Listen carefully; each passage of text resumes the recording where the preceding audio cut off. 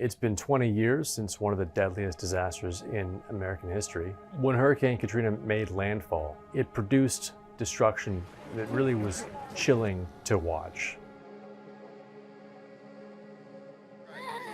You had to deal with, well, what about food and drinking water? Who's in charge and who's cleaning up?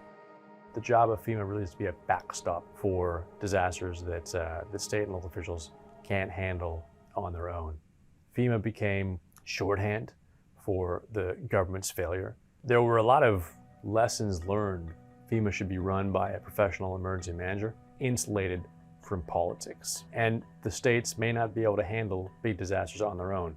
After Katrina, FEMA sort of rebuilt its reputation and its self-image.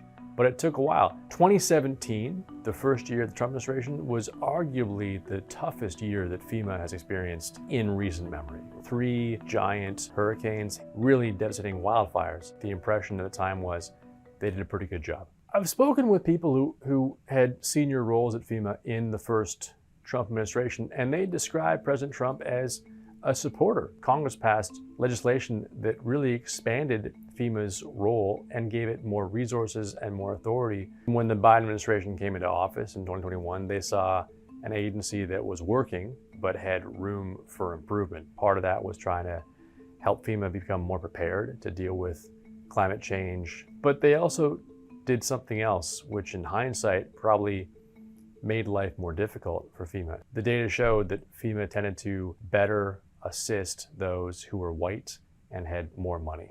And the Biden administration came in saying, we need to address this. What that led to when Trump returned to the White House was sort of an opening to say, look at this agency, they're woke, they're politicized.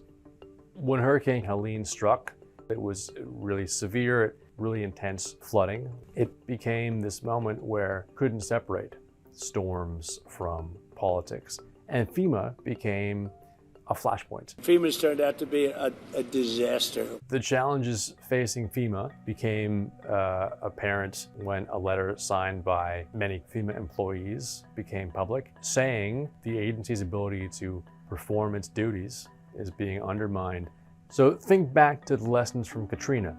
When the Trump administration came back in, didn't nominate professional, experienced emergency manager, and also framed his take on FEMA as give it back to the states. Actions that really flew in the face of the lessons from Katrina that until really a few months ago had held pretty solid.